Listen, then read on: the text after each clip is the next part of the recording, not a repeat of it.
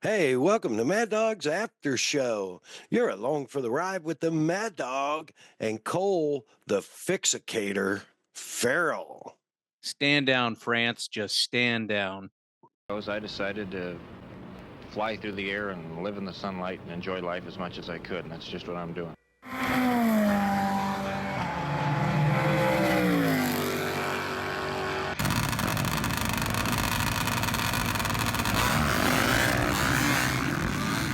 Okay, it's happening. Everybody stay calm. Everybody stay calm. What's the procedure? Stay calm. Man, such a great way to open the show. Those ever inspiring words from the incredible Mr. Evil Knievel, flying through the air, living in the sunlight, and enjoying life.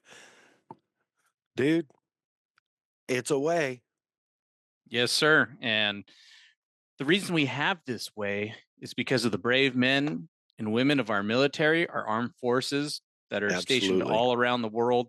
And of course, our first responders are working quadruple overtime here in Southern California, just trying to keep our livelihood going, keep our homes safe, keep basically keep our freedoms going. So I cannot thank our first responders and our military enough, especially at a time like this.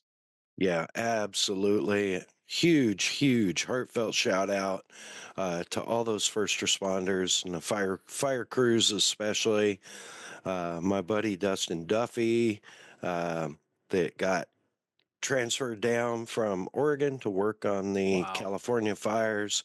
Yeah, all those guys are just throwing it on the line. They're on 24-hour shifts, and man, God bless them. Let me tell you, Yeah. so thankful in times of this disaster. So, for sure. Speaking of being thankful, we're especially thankful for the families of those in our military that gave all the families of the MIA, KIA.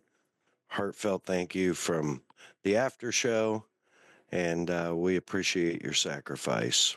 Respect. Of course, the after show, you know, it is powered, and I'm going to say powered by incredible partners and sponsors like Kicker Performance Audio. For all your 12-volt audio needs, personal audio needs, or just cool gear, look them up online, kicker.com, on Instagram at Kicker Audio, every other Tuesday night live on their TV show, Kicker Unmasked Live, on YouTube and Facebook. Their channel on Facebook is Kicker.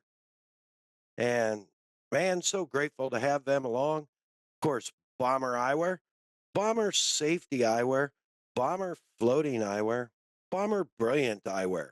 Be brilliant. Wear Bomber. Let me tell you, with over 40 frame styles and more lens combinations than you can imagine, Bomber Eyewear, the obvious choice. Reasonably priced, ANSI 87 OSHA approved options, polarized, and they float. Whatever you need in glasses, look them up. BomberEyewear.com, on Instagram at Bomber Eyewear, on Facebook, Bomber Eyewear. Of course, Assault Industries for all your premium ATV, UTV, and off-road accessories, tools. Man, I've been running their bomber mirrors for years without problems, and just incredible products. Check them out.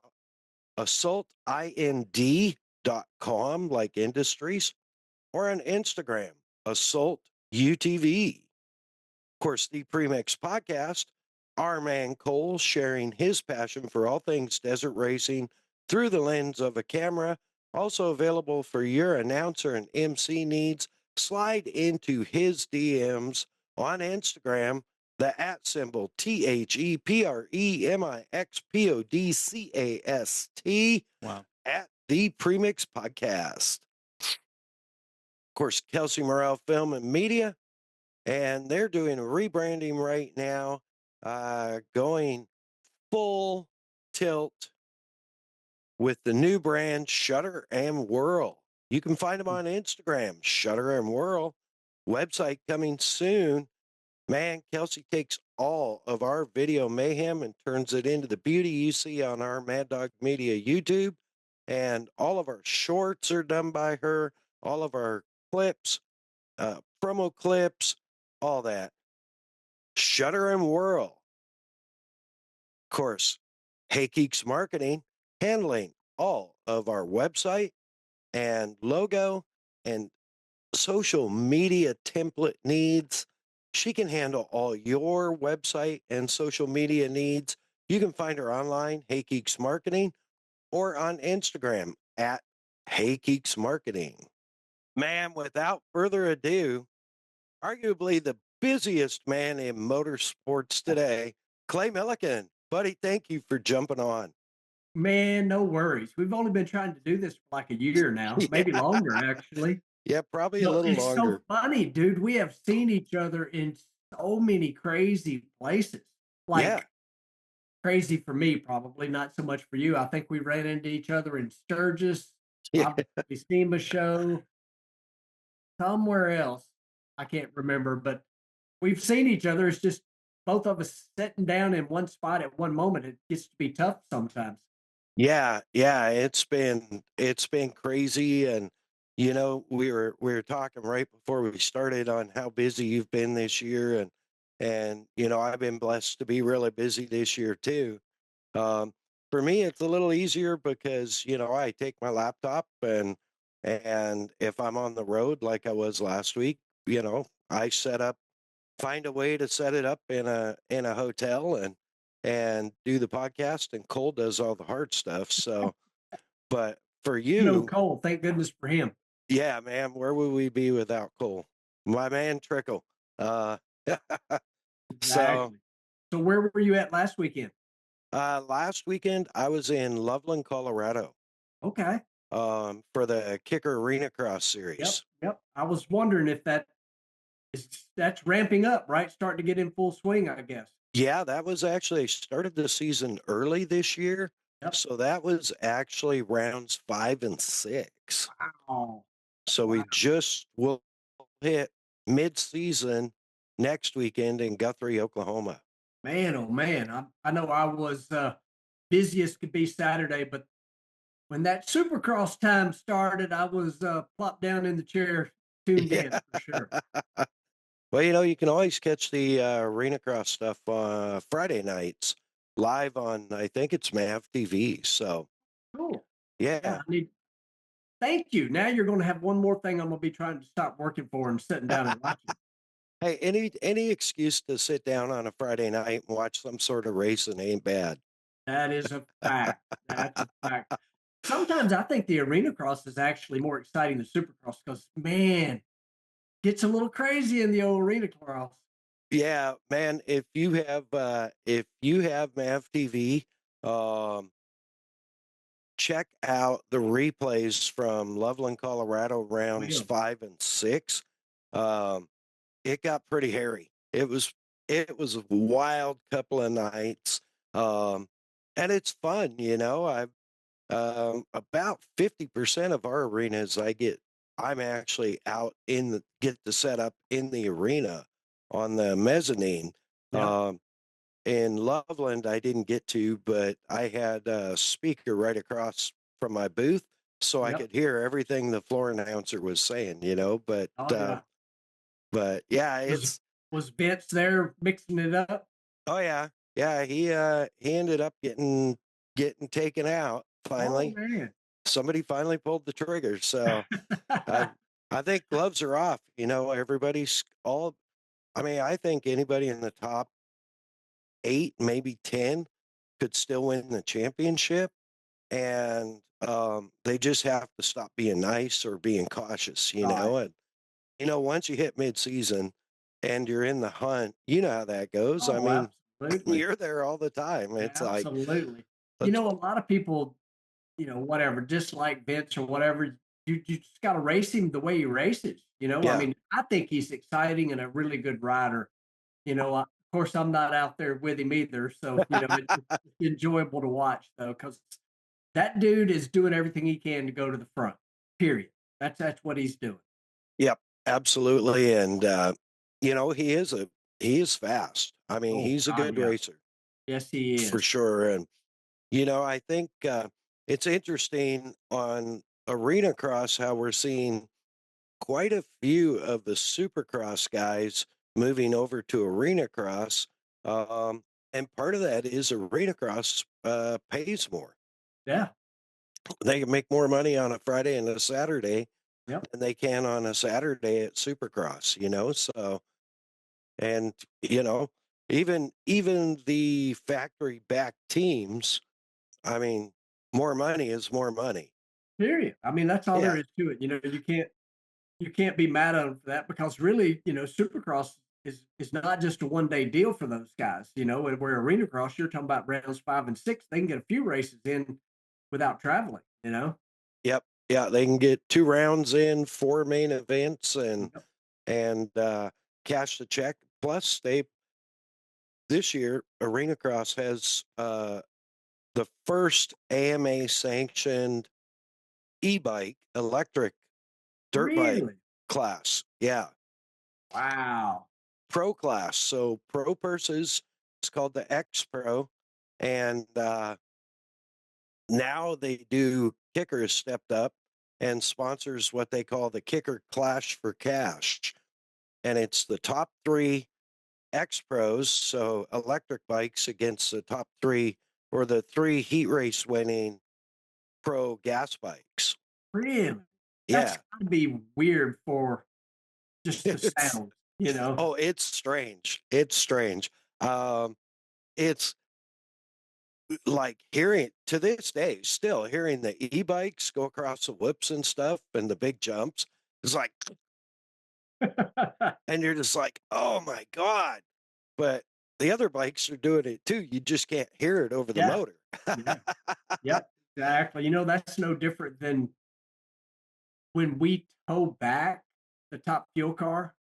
It makes some really weird sounds and things clanking and banging, and the rear ends make noise. You just don't hear it Yeah. obviously when it's running. It's Yeah. almost scary. Like I let somebody else ride back in it to tow it back. I don't want to hear all that noise. But I imagine they're so flexible that the sheet metal, I'm assuming sheet metal, carbon fiber, Carbon whatever it fiber, is, yeah, yeah, carbon fiber probably moves around on the body as the yeah. body or as Slaps the and chassis. And bangs. yeah.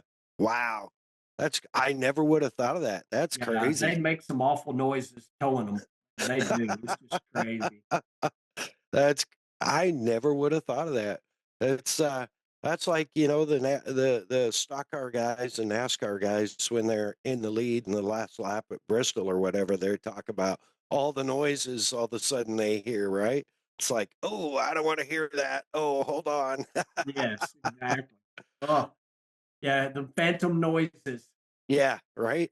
The man, you are currently in the top 5. You have top 5 ET, one of the top 5 ETs in NHRA Top Fuel. You have, I think, one of the top 5 speeds. I think so too. Yeah. Also, you came off a great year. I mean, wins, wore the green hat several times, I think. Set a new track record at Sonoma, which was also like was that your fastest speed?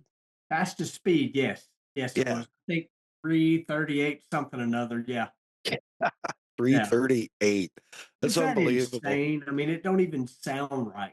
I mean, and that's no brag on our team. That's just you say a car going from 0 to 1,000 feet and it does it in 338 miles an hour. That just don't Yeah, make sense.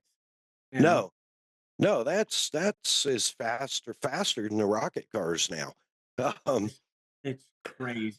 I mean, I it's always give these stats for people. It's quicker than the space shuttle. Well, actually, it's more G's than the space shuttle being launched. There are more G's than a aircraft being launched off a fighter carrier. The things are just insane. 0 to 100 in less than 1 second. yeah, Yeah, it's nuts. 0 to 200 in 2 seconds. 0 to 300 in essentially 3 seconds, and then, Yeah. you know, finish the run at 338. You know, it's just insane. I mean, I've done this. This is the start of my 26th year, and I still to this day, for the first qualifying run, I get the butterflies. For first round of elimination, I get the butterflies. I mean, I think, that's probably a good thing because, Yeah. one, you're excited, and two, means you still respect it. Yeah, absolutely. And that's, man, that's a whole lot of machine and horsepower to respect for sure. Yeah. But all these, like, you had before you actually came over to NHRA, you had like record-setting career in Oh, IHRA. But before that, even like, where did this all start? Like, did you come out of the womb at you know 330 miles an hour, or like for the people are most dying part. to know? Yeah, for the most part. I mean, I grew up in a little bitty place called Drummond's, Tennessee. I'm sitting here right now. I've never left. Yeah. Uh, I'm within 1 mile of my entire life. Like mom and Wow. daddy, when I grew up, their house was 1 mile from where I'm at right now. And then as I got out of the house, they had a little grocery store. My grandfather started it. And when I say little grocery store, y'all think mom and pop. You could go in the door of that place, you could get a ham and cheese sandwich, and you could buy chicken feed, 50-pound bags of chicken feed, because we kind of live out in the country. And so that's where I grew up. But from day one, I love fast cars. I mean, just consumed with them. My daddy drag raced. I don't actually remember that at all. Zero. But growing up in that store, it was a hangout, very small community. So, the farmers and the people that lived around here, it was a hangout. They had benches on the front porch in the summertime. Everybody would be just hanging out on the front porch. And so I heard about, your daddy this, your daddy that, and I love my daddy, and Yeah.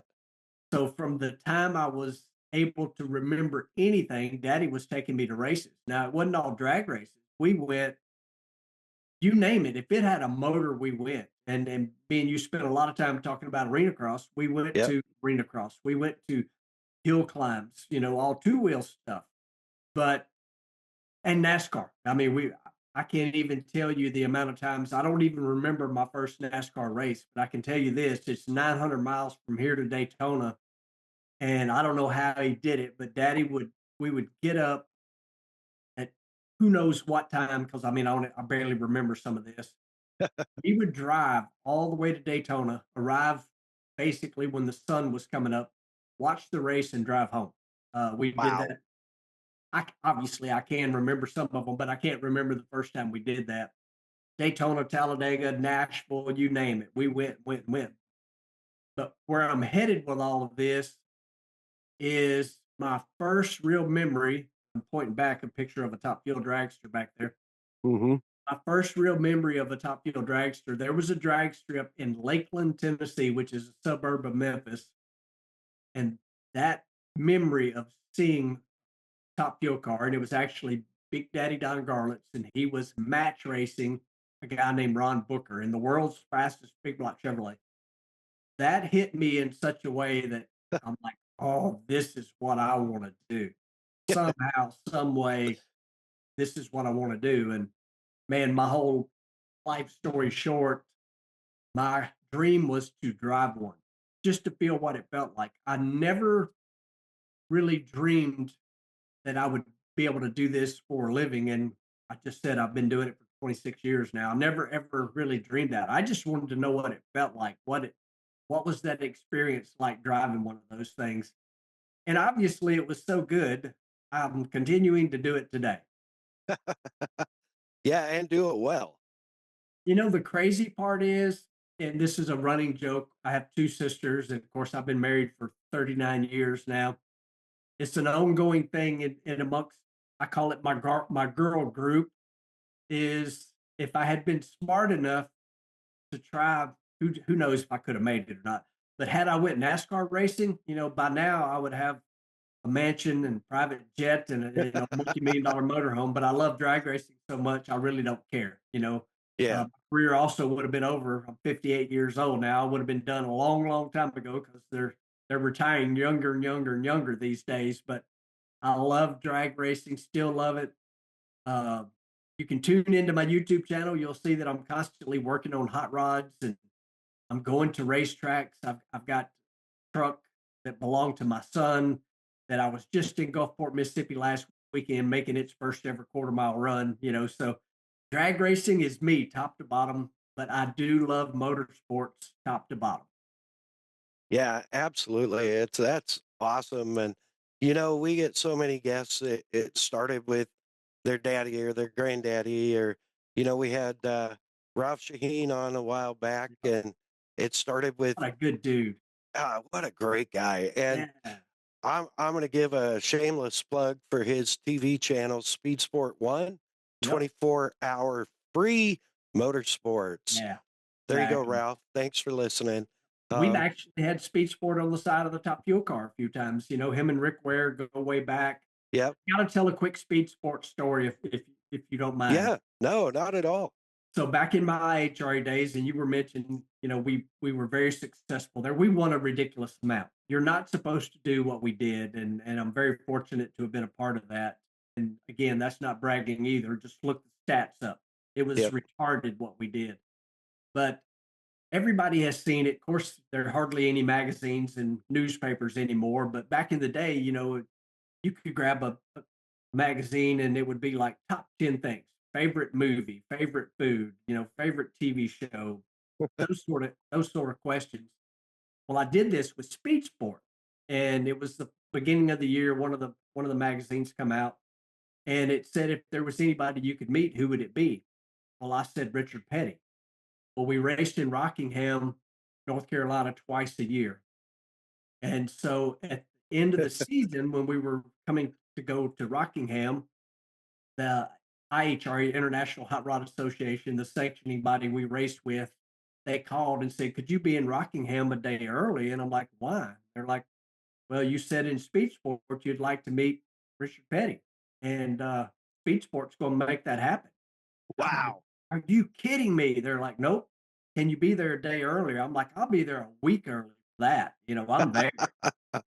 And so I think I was supposed to be there, I don't know, call it 10 o'clock in the morning, whatever it was supposed to be. Well, I'm probably there at 8:30. And, this is at his original shop, which is, Level Cross, North Carolina, the home of everything Petty. That's where it started. Yeah. And they had the museum was actually on property there at the time. And so the moment the door opened on the museum, I go in and there was these two awesome little old ladies, think of your grandmother sort of thing. Like, are you the guy here that's supposed to see Richard? Yeah, that's me. They're like, you're a little early. I'm like, yeah, I know, It turns out these two ladies, I think, were his aunts, actually. That was Richard's aunts, and they run the museum at the time. And so I'm roaming around, and finally they said, Richard's running a little late, but we've got somebody that'll show you around. And I'm like, okay, let's go, So I go next door, walk in the shop, and it was Dale Inman. Like, are you kidding me? Wow. I mean, yes, Richard is the guy, but Dale Inman is the only guy, as far as I know, to have 8 NASCAR championships because he had 7 with Richard and 1 with somebody else. I'm drawing a blank who it was at the moment, but so he's showing me around, and he knew I was a drag racer, drove top fuel car, that sort of thing. And the place was amazing because it started as like one tiny little shed, basically, and as NASCAR grew, their shop grew. So the floors are like staggered because they built this, built this, So it's just these steps into the next building, or a slope of concrete, whatever. Well, finally, Richard pulls up, and it's a warm day. They had the shop doors open. He pulls up in a little Dodge Dakota, and exactly as you think, when you say Richard Petty, you think cowboy hat, sunglasses, all the feathers on the hat, that sort of thing, cowboy boots. Well, he pulls up in a little red Dodge Dakota. There's mud on the truck. There's mud on the tires. When his boots hit the ground, he had a little bit of mud on his boots, and obviously this meant a lot to me because I'm very detailed in remembering this. Yeah. And he walks over and he's like, man, I'm sorry I'm late. This was when they were building the Victory Junction Gang Camp, which is for children that are having medical problems. And he had been over there helping. Like, I don't know if they were digging footings. I don't know what they were doing, but the dude had been over there working. And so, wow. And as it turns out, we take 40 steps, I'm going to say, and we stood and talked for near an hour, maybe a little more. And it was, they say don't meet your heroes, but I'm telling you, that dude he's as good a hero as you could ever ask. He had a million questions for me, and I had 10 million for him. And it was obviously something that was pretty cool to get to do, to meet Richard Petty away from a bunch of people, a crowd, because I see him occasionally. Obviously, I go to quite a few NASCAR races because Rick Ware owns our team now. Yep.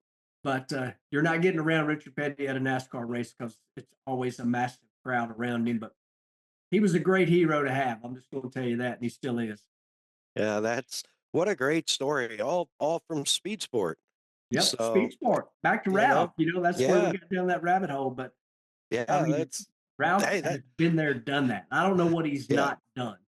Oh man, he's told me a couple of stories that we probably couldn't have on the podcast about some of his NASCAR days. And good Lord, just like,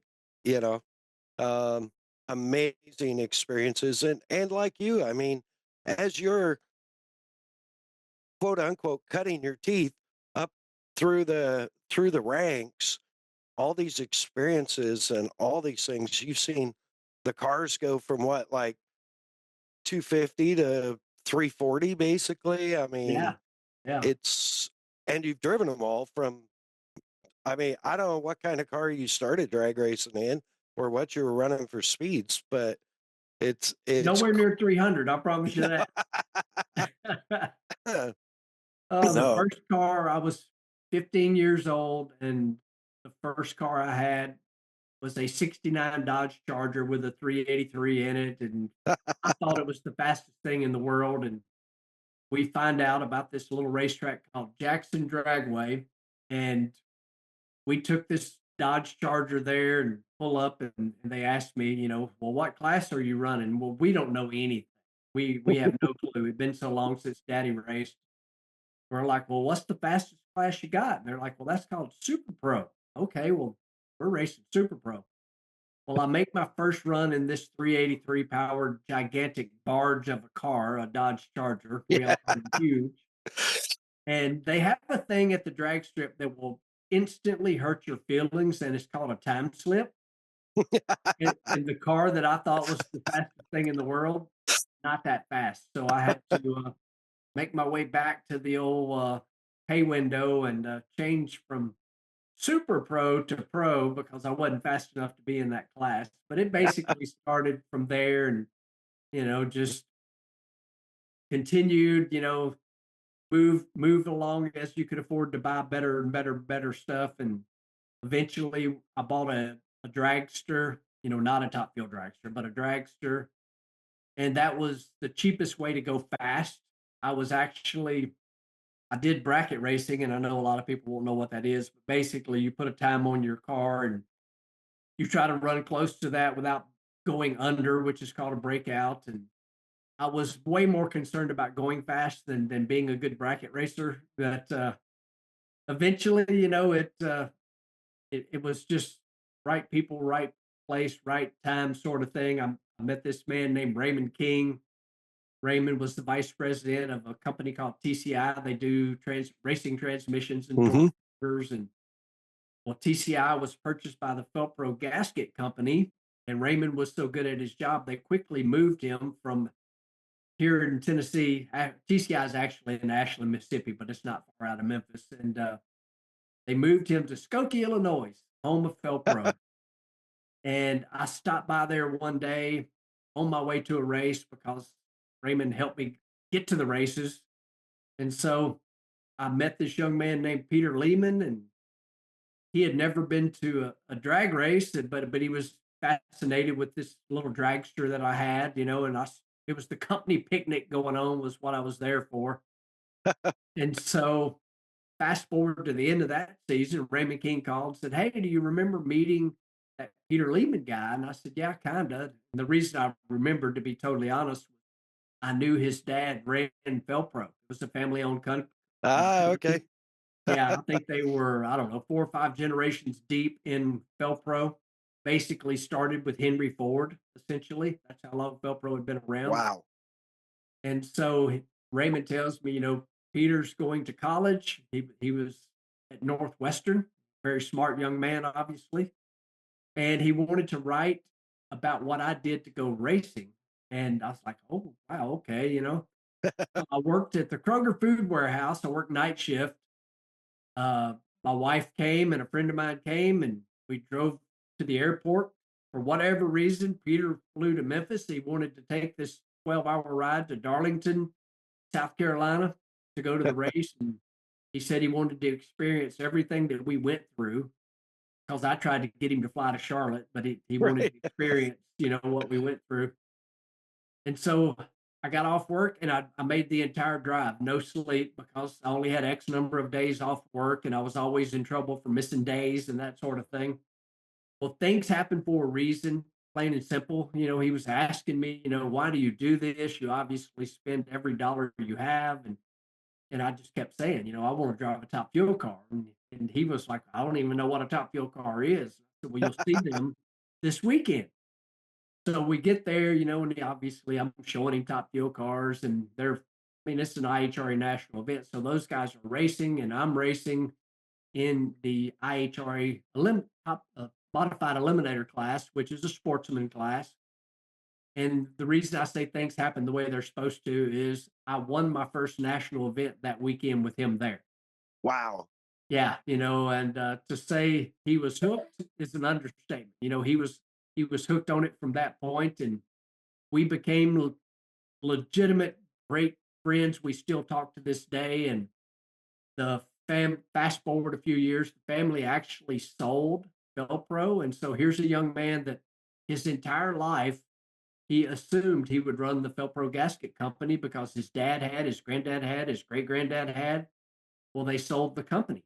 And so now he's left with, what am I going to do? Well, while still in school, he wrote another report or whatever. I'm not a college guy, I barely graduated high school, but in business class, he wrote how to go racing for a living.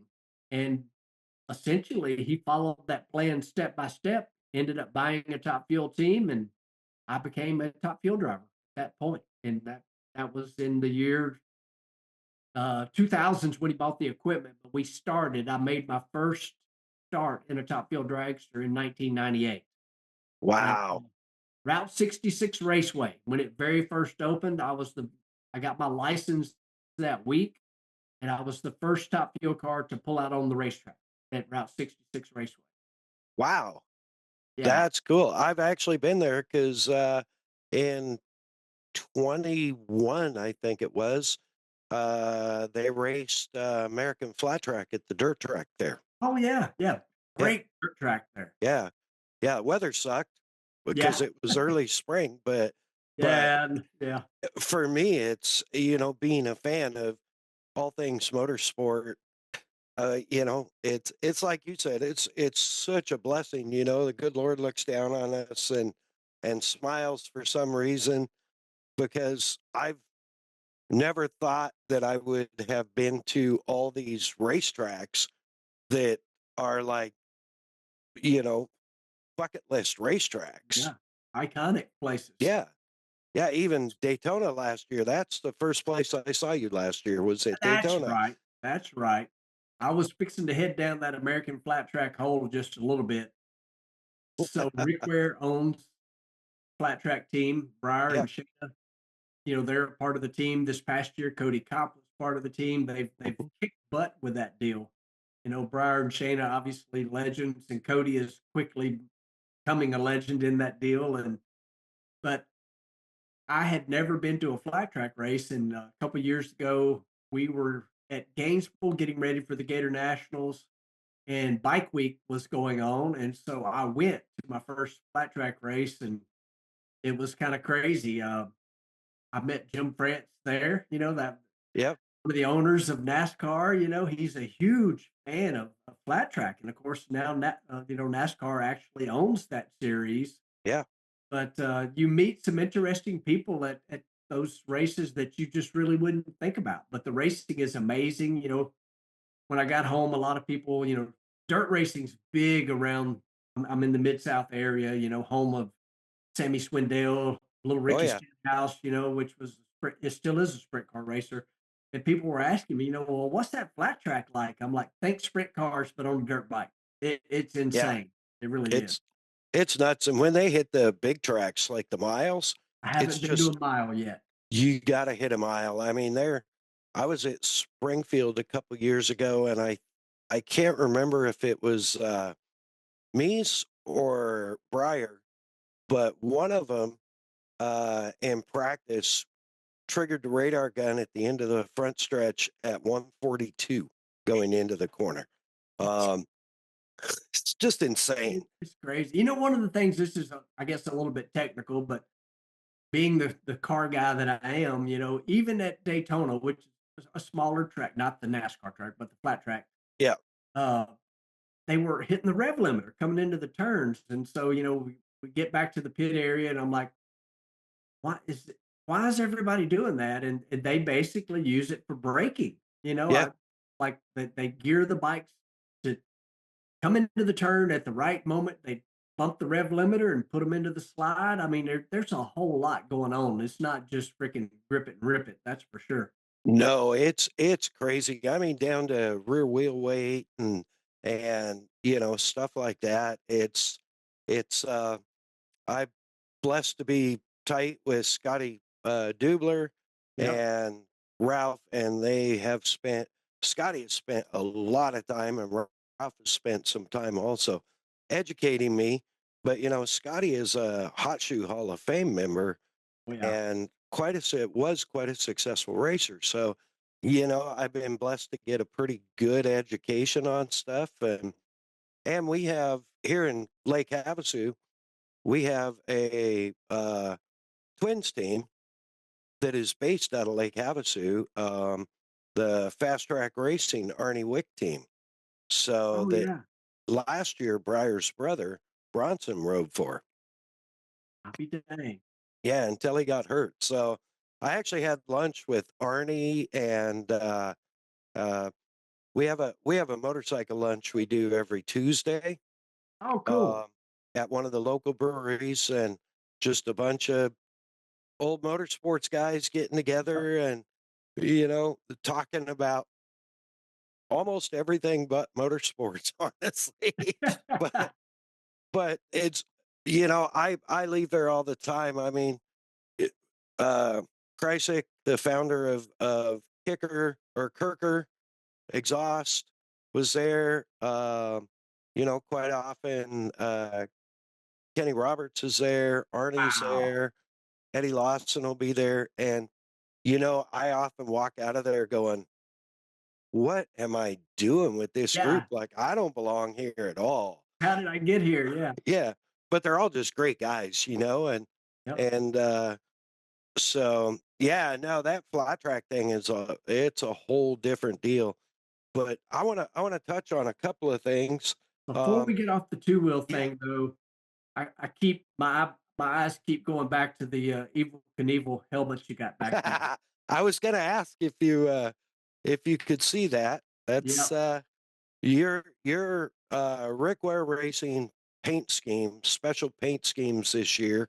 You had it on the flat track bikes, on Cup your car. dragster, and on the NASCAR, I think, didn't they? Yep. Yeah, it was all Evil Knievel.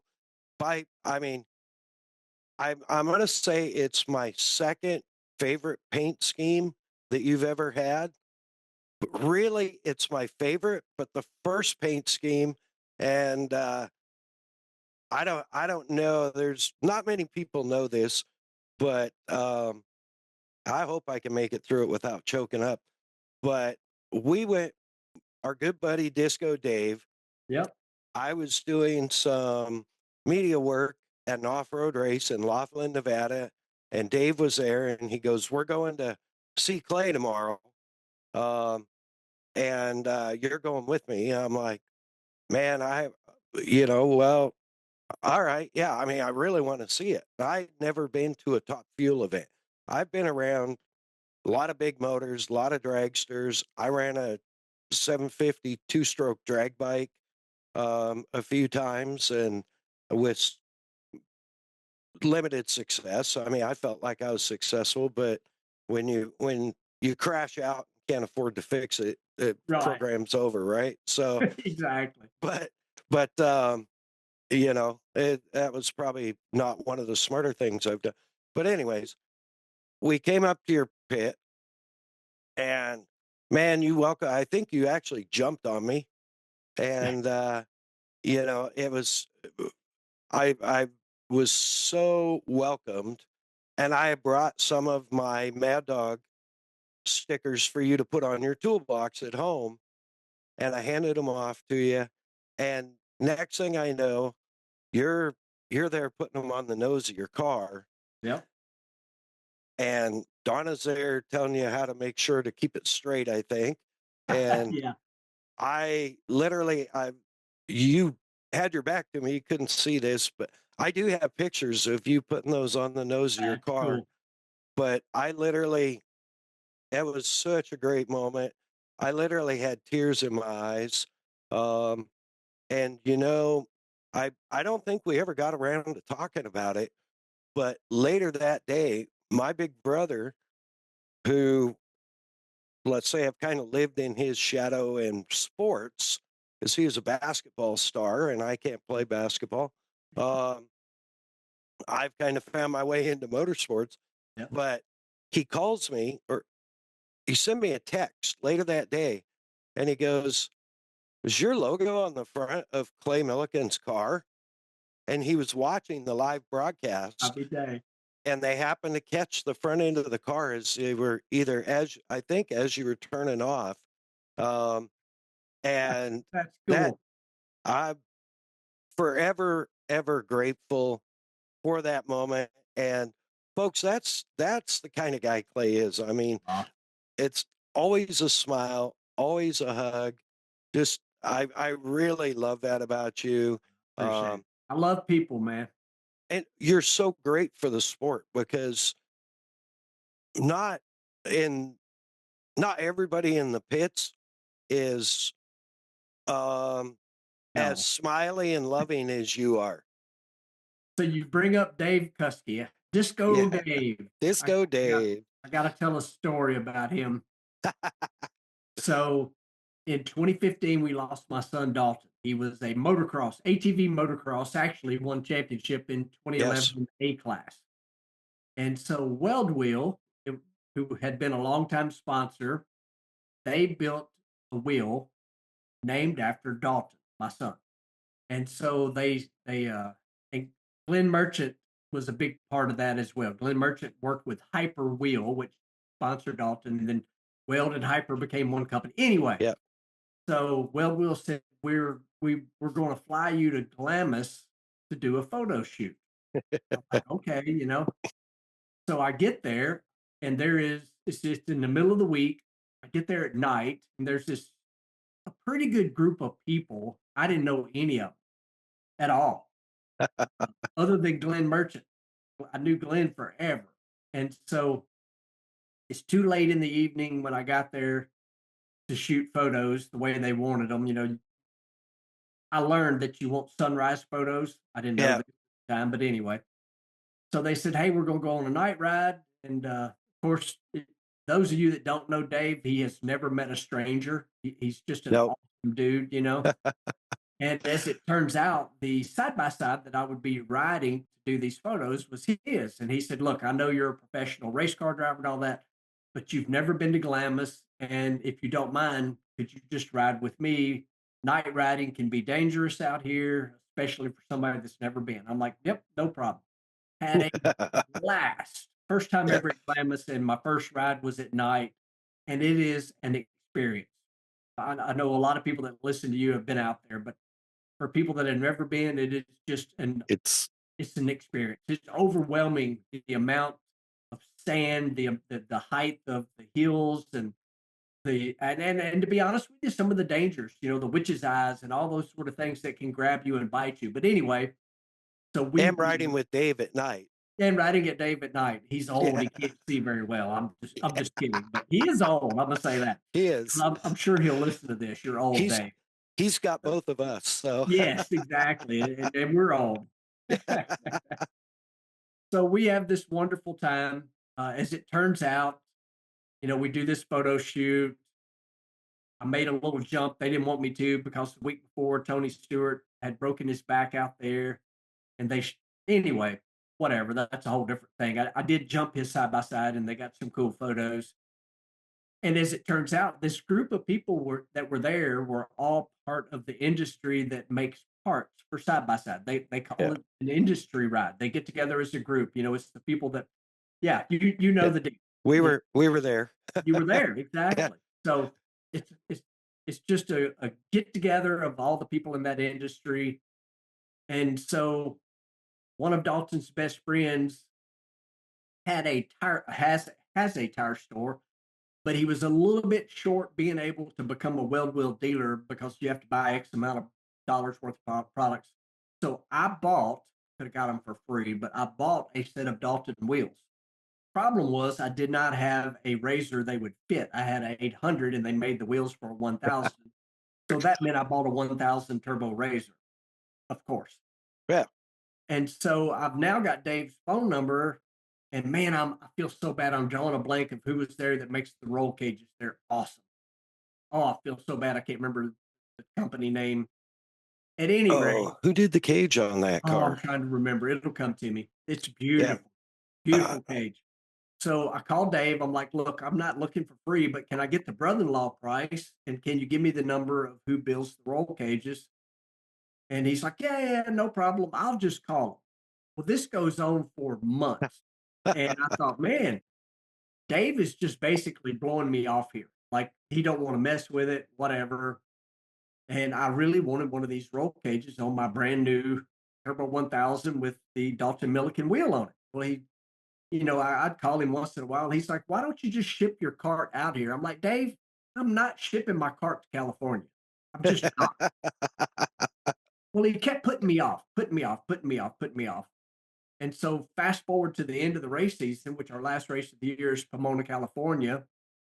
And it's early in the morning. I'm going to say it was Saturday. It's qualifying day. I'm there bright and early in the morning, just kind of getting everything ready to go, doing what I do every morning. And somebody steps in the trailer and said, hey, Clay, you need to come outside. And I'm like, okay. And they look at Donna and they tell Donna, you need to come outside. And she was on the phone and she's like holding her finger up, like, wait a minute. And they're like, no, you need to come outside now. So I step outside and sitting there is a brand new, fully decked out Polaris Razor. And when I tell y'all fully decked out, this thing is magazine quality, beautiful. And my son Dalton drove the Blue Thunder monster truck. So this thing is wrapped in Blue Thunder. Just beautiful. Well, immediate waterworks, both of us were just immediate waterworks. And it's all the people standing there were all the people that was at Glamis from the industry ride when I had went and done the photo shoot. And I'm like, holy moly, they're like, oh, I'll go take it for a ride. So me and Donna hop in it. We ride all the way to the far end of the racetrack at Pomona, and both of us are just like, wow, this thing's so nice. We've got a brand new stock one, but this thing is decked out gorgeous. And so we're like, what we're doing with this thing? Are we towing the race car with it this weekend? We get back, and of course Dave's there, and all these awesome people that contributed to this thing. It's fully decked out.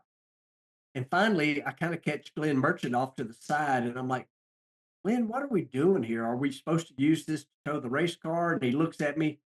Hey, Glenn's a lot bigger than me, and he's kind of looking down at me, and he's like, no, it's yours and Donna, you idiot. These people built this for you. And of course, the waterworks started again, and then I, it's like a giant group hug amongst all of them. But that's how incredible the people are in the motorsports industry. They got together and they built that machine for us. So I left it out there with Dave for a little while, and made several trips to Glamis and got to ride this thing at Glamis, and we eventually shipped it home. And the truth is, I rarely get it out and ride it because obviously, if you know Tennessee, when you ride here, you're pretty much riding in the mud.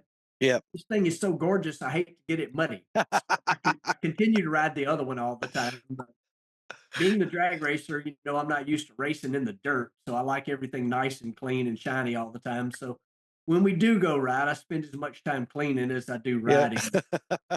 But Glamis is my favorite non-racing thing that I get to do.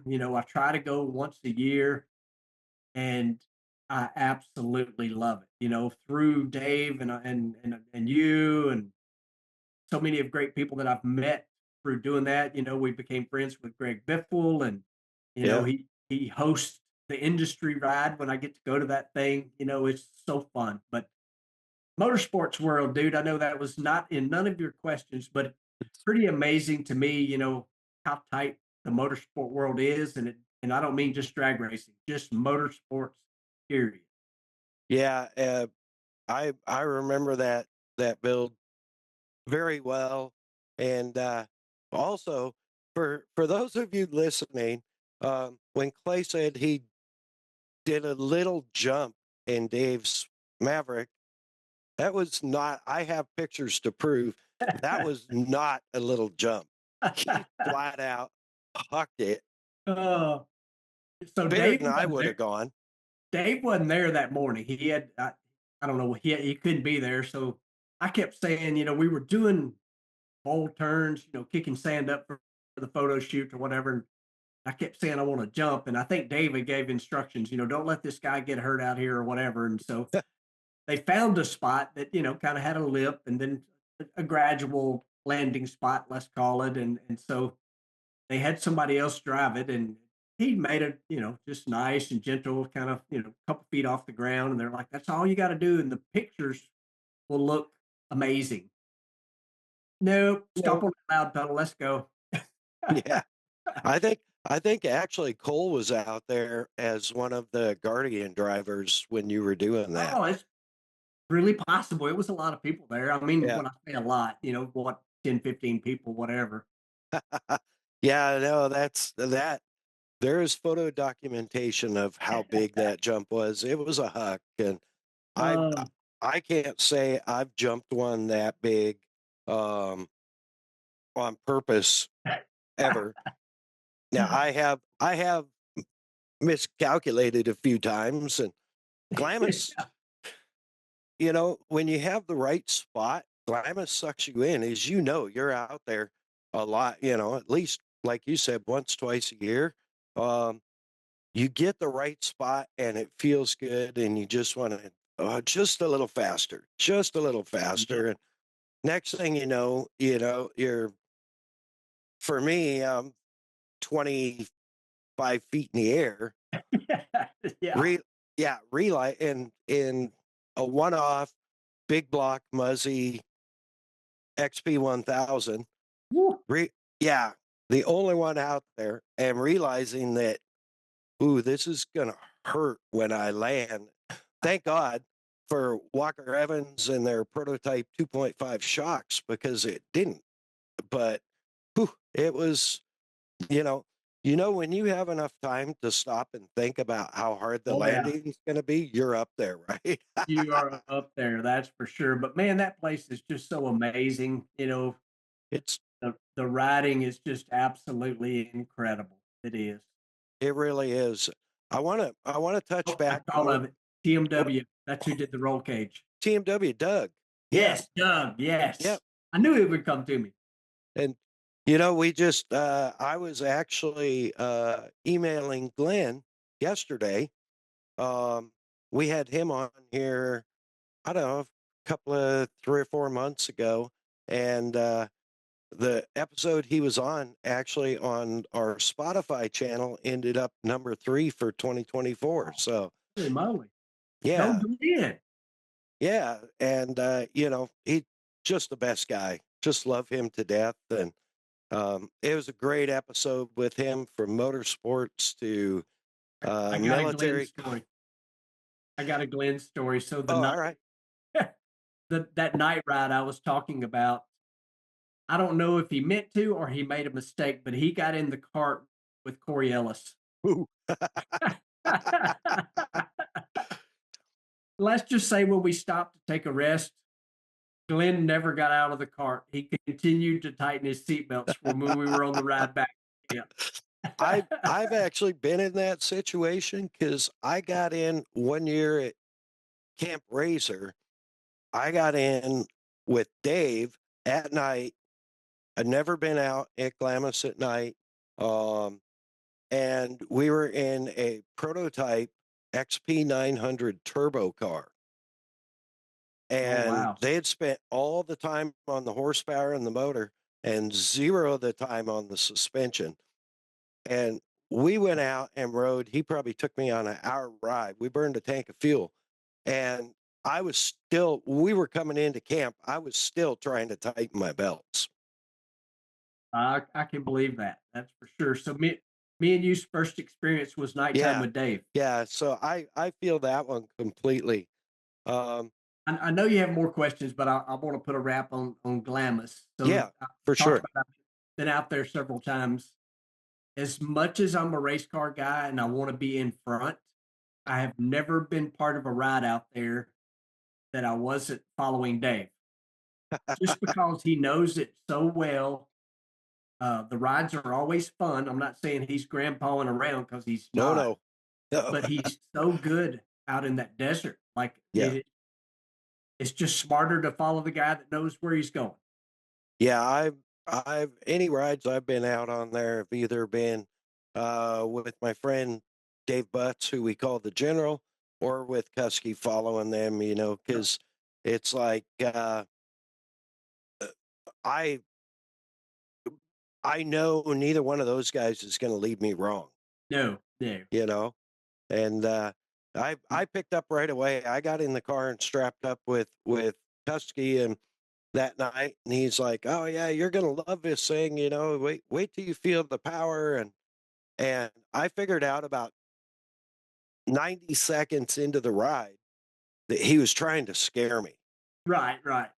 And I was holding on to the holy shit handle, and letting go and tightening my belts. And as soon as I figured out he's trying to get at me, oh yeah, I took a breath and I let go of that bar and just sat back and grabbed my belts. And man, the more comfortable I got, the harder he pushed it. And what a ride. I mean, but at first there was no doubt he was trying to make me pee or something. I mean, I think that's his MO, but yeah. But he is good in that desert. He is, for sure. He is. And he's the executive director for the American Sand Association right now. And for those of you who aren't members, shameless plug for the ASA, go to the American Sand Association, become a member, support the off-road legal battles to keep our spaces open. It's $25 a year for a base membership, folks. Yep. It's well worth it. And tell Dave and my good friend Casey Cadero, who happens to be the president of the ASA, tell him hi. Tell him we sent you. Clay and Lauren sent you. So, exactly. But yeah, so I want to jump back. You talked about bracket racing a little bit. And so for those of you who aren't familiar with bracket racing, it usually is more of a hobby type of drag racing, I would say. And you basically run your car on what they call a dial-in, which is what you're consistently going to run in the 1,000 feet or quarter mile, as the case may be. 8th mile if you're short tracks. But I have a friend that I know, a local friend here that bracket races a big block dragster. And I get to see him about every other week, and I know he'll listen to this. So shout out, Dean. I hope. Dean. But yeah, he's been, he's like you. He wants to go fast. So it's a struggle to be a bracket racer, especially in a car that'll do it and run the dial-in that he's running. He's having to get used to, like getting off the throttle or getting on the brakes, or so it's definitely an art to be successful at it like you were.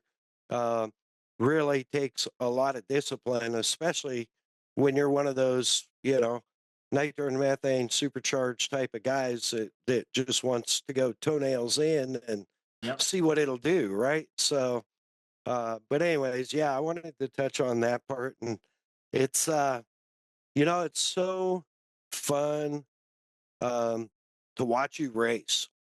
And on TV, you're you're always smiling, win or lose, blow up, whatever. You've always got a smile. You've got a great attitude, and it just flows out. I've seen that at the track. I've seen it at SEMA. I've seen it at events, at industry Sturgis. rides, Sturgis. We had so much fun in Sturgis. Even It was insane. I So think much fun. I think the girls thought we were crazy because I was like, I just happened to run India. I was on a walkabout and Yep. just happened to run India. Jeremy was there with me. Shout Yep. out J Dub from Kicker. And I think they're either in progress. We're trying to get something going for one of your rigs, right? On I the think Kicker so. stuff. I Yeah. think so. So, but um, that was really cool because we just ran into Clay on a street corner, and it's like, oh, we got to get our selfies. Yep. And Yep. I was on the walkabout as well. I mean, it yeah, was just, I had never been to Sturgis before. And of course, they did the first ever in town American flat track race. which was Uh, nuts. Was it so good. was so good. So good. And I talked about beating Jim France when I went to my first flat track race. I also met Mike Hilton, who was Mm-hmm. chairman of the board of NASCAR forever and ever and ever. I got to watch the flat track race from his corner hotel room, which was second floor above the racetrack, Yep. with Mike Hilton. I'm like, holy moly, I'm watching a race with Mike Hilton. This was crazy. And I Rusty Wallace. I didn't know Rusty was there. That's Yep. cool. So I went a day or two early and I participated in the Rusty Wallace charity ride, which is for Special Olympics. Right. Mike Skinner was there, Rusty, Kenny Wallace. I mean, a lot of NASCAR people and this old drag racer here. But man, Sturgis was a blast. I had never been, and it was, yes, it was wild, but I think the infield at Talladega is wilder than what Sturgis is. I'm sure back in the day, it probably was buck wild at Sturgis. Now Yeah. it's a total different atmosphere probably than Talladega, but at the same time, there was never a point where I felt uncomfortable, like, oh, motorcycle gang, you get that in your brain. Man, it's just a bunch of people having fun and riding Yeah. their bikes and enjoying the scenery. And I can't wait to do it again. Yeah. I hope you're there this year because I Me think too. I'll be there this year too. So maybe even longer than a week this year. They're having two short tracks and then the City of Sturgis TT again. So if everything works out, I'll be there for sure. And um, I'm hoping to be at Daytona for the short track season opener. But you talked about Mike Helton, and I was at the American Flat Track season opener. I don't know what they call it. I called it a party, get together, Yep. and Mr. Helton was there, and I came around the corner and about ran smack dab into him. He's a big man. He is a big man. And I was like, man, Mr. Helton, it's really, I've followed your career for years. It's awful nice to meet you, sir. And he looks at me and the first thing he says is, I'm not Mr. Helton. It's Mike. I'm like, okay, all right. Yeah, okay. I didn't know we were on first name terms, but you know, but just great people. And speaking of great people in motorsports, Rick Ware, I actually had not met him until Sturgis. Yep. And I got to meet him at Sturgis. And I think it was Sturgis. No, And it wasn't. It was Daytona. Me and was you it Daytona? and him Yeah. at the hospitality tent, the Mission Food Yeah. hospitality tent. Okay. Yep. And then I saw him again at another race, and what what a nice guy, He you is know? incredible. I mean, this guy, I think this is his 40th year in racing, and he races everything you can imagine, but he actually makes a living racing. That's few and far between. I mean, you start Oh thinking yeah. of people that own 2 NASCAR charters, which he does.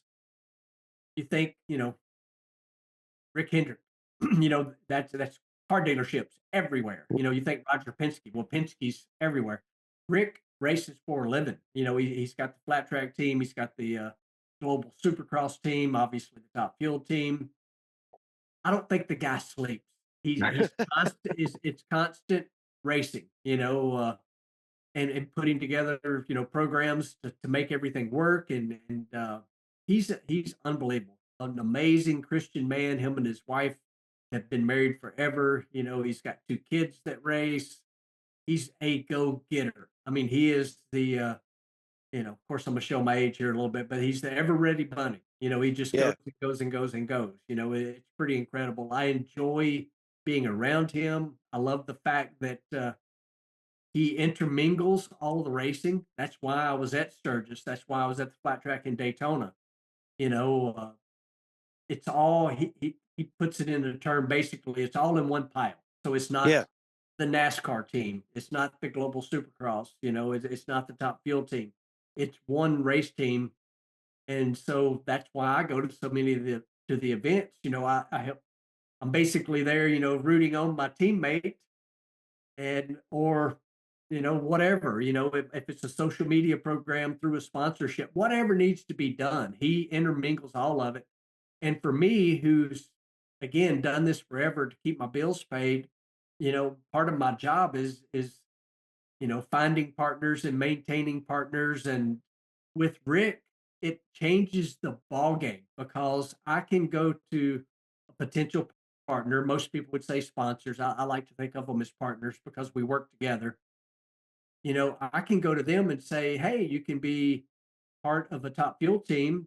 Oh, and we got NASCAR over. Oh, we got Global Supercross and we got flat track. So you can cover so many bases with Rick Ware's total package that he has, Yeah. and he makes it work, because not many people can afford to sponsor a NASCAR. But the way he does it, where it's spread out, those companies can see value in so many different places. Let's go right back to Sturgis. How many companies can target in on that one area? Well, he's going to have a race team there. You can target in on you just start naming it, he can make it happen. It's pretty dang cool how he does it. And it's all one unit. Not necessarily, well, I'm a NASCAR guy, I'm a global supercross guy. It's everything is all together and we all work together. Yeah, and that's actually really brilliant because when you think about it, um, there's people in drag racing that don't follow NASCAR. There's Mhm. people in NASCAR don't follow drag racing. Yep. There's people in American flat track that don't follow either. Yep. And so all of a sudden it's like, oh, Rick Ware Racing, oh, Clay Millican, oh, he's a drag racer, or the NASCAR team. I don't remember who the driver is. I'm Yep. sorry. Yep. Um, let's go, let's go follow them on social media. Let's turn the race on and see how they're, oh, we got to meet Rick Ware. Yep. Let's follow, let's Oh watch yeah. all his teams. And that's what it's all about. Oh, And he supports this brand. I'm going to support that brand, absolutely. It's and pretty that's, amazing how he ties it all together and makes it work. It's incredible. It's so much fun. I enjoy working with him. He has a gentleman named Robbie Benton that's the president of the company, and I always laugh. I'm putting my fingers up. They are right. total opposite ends of the spectrum. Rick is the guy diving in, hair on fire, like full bore. Let's go do this. And Robbie is the guy that that will grab Rick before he jumps off the ledge and say, "Wait a minute, how are we going to make this all work together?" Yeah. They're such a good match. I enjoy working with Robbie. I call Robbie, he's the hammer. You know what I mean? He's the guy Yeah. like, nope, you're not doing that. This is how it needs to be done. And, you need that kind of person because I'm wide open all the time. I have harebrained ideas and, he's a good guy to make you think about, well, what's the consequences if you step off that ledge? Yeah. It's a cool program that we got going, and one thing I will say about Rick and what he's done was he put together, and I'm talking about the Top Fuel team here, he put together an amazing group of people that I never really thought that I would be able to work with, because I've never been part. It's kind of become a point of pride, to be honest with you. I've never been part of a factory team. And when I say that, I'm tying it back to our motocross conversation earlier, Sure. and those factory teams being the ones based out of, the Indianapolis area, Brownsburg in particular, the John Force team, they're in Michigan, but the Kalita team, which in the past you had the Don Schumacher team, Mhm. those were the factory teams. And I've always would love to have been a part of them at one point, but I've been here for so long now without doing it. I kind of enjoy it. And our Top Fuel team is based in Mooresville, North Carolina. So we're not part of the factory circle, Right. So we become very much more of a tight knit family, kind of like brothers. We might freaking have a knockdown drag out, but that's okay. We can talk about each other, but boy, somebody from the outside better not get in there and say nothing because Yeah. the two that were just fighting against each other are fixing to jump on you. Yep. They're an amazing group of people. I mean, never in my wildest dreams did I ever think I'd be working with Jim Overhofer. Jim O, as he's known, he's my crew chief. He was with Mhm. Colette for over 30 years. And this past year, somehow, some way, Rick was able to hire Nicky Bonifant. And that last name, Bonifante, however, a couple of different ways people say it, very Italian, obviously. But that family is who produces the majority of the clutch disc in the entire nitro world. So to get a guy with that kind of knowledge to join us was just absolutely a game changer. You were talking about our wins earlier. It's kind of crazy. So well, this year change has kind of got me. I got to think about it. So in 23, we won 3 races, which is huge for single car non-factory team. We won 3 races. That's a Yeah. big deal. Well, in 24, we'd only won 1. Now, the one we won happened to be the biggest drag race on the planet. Right. That was the equivalent to winning, the Daytona 500, the Indy 500, the Super Bowl, whatever you want to call it. Yeah. But where I'm headed with that in 23, we didn't even finish inside the top 10. Some circumstances involved with that with NHRA and rules. But in 24, we only won 1 race, but we finished, 6 in points. Yeah. So we were a much more consistent car with Jimmo and Nicky working together, and we went more rounds, obviously. We were able to compete for a championship right down to Pomona, the last race of the year, So I don't see that doing anything but getting better for the 25 season. I'm excited and pumped up about it because Nicky and Jimmo, while they have been basically brothers and they've worked together before, Nicky was coming off many, many years running a funny car for Alexis DeJoria. And so I don't want to say he was getting his feet wet because that sounds like he's a rookie. He's not. Right. But just for the two of them working together and man, they're an unbelievable group. And then I've got all these young kids. I call them kids. They get mad at me. They're like, "We ain't kids," but they are to me. That work on this race car. They're go getters, and I have a blast. Going to the Yeah. racetrack is so much fun. I've done it for a long time. People ask me, they're like, "Man, do you still love it?" Love everything about it except for the travel sometimes. The travel Yeah. does go old. Donna calls me an airplane snob. I fly so much. I do get a little aggravated. Yes, I'm the smiley, happy guy all the time, but sometimes when I'm standing watching somebody trying to figure out what to do with their 3 bags they brought on the airplane, I'm like, please just put your stuff away and sit down, you know? I'm there with you. You know, Yeah. I fly a ton early in the year Yeah. and sometimes late in the year, and I'm the same way. It's like when they say we're going to start boarding in 10 minutes, and everybody that's in group 6 or Yep. F group or whatever comes up and crowds the podium. It's like, to go sit down. Yep. They're going to I get us all. If you got a ticket, we're all getting on the plane. You're getting on the plane, and Sit I have down a and wait your turn. yeah, exactly. I have a theory, though. I think the airline does it backwards, that they charge you to check your bag. I think they should charge you to bring a bag onto the actual airplane itself.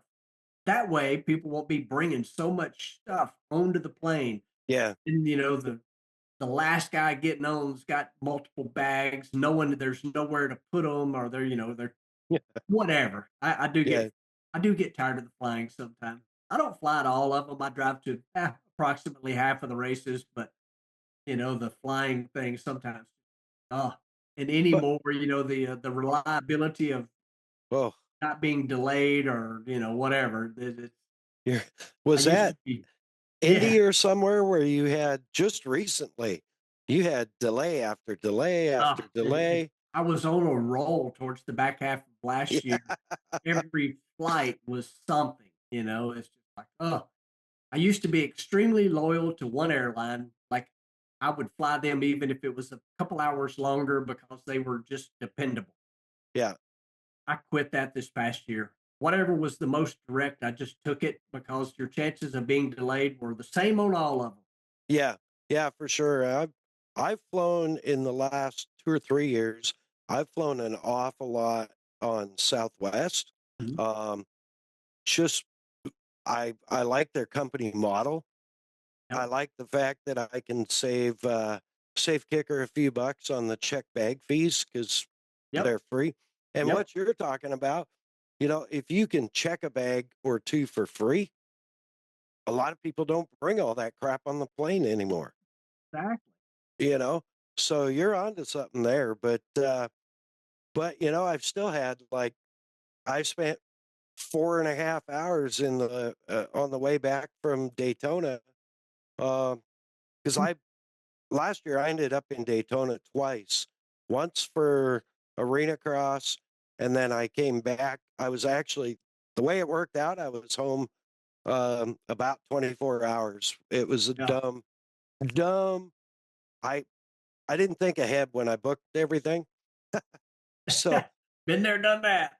yeah, and then I ended up, almost 5 hours in Austin, delayed on the way home.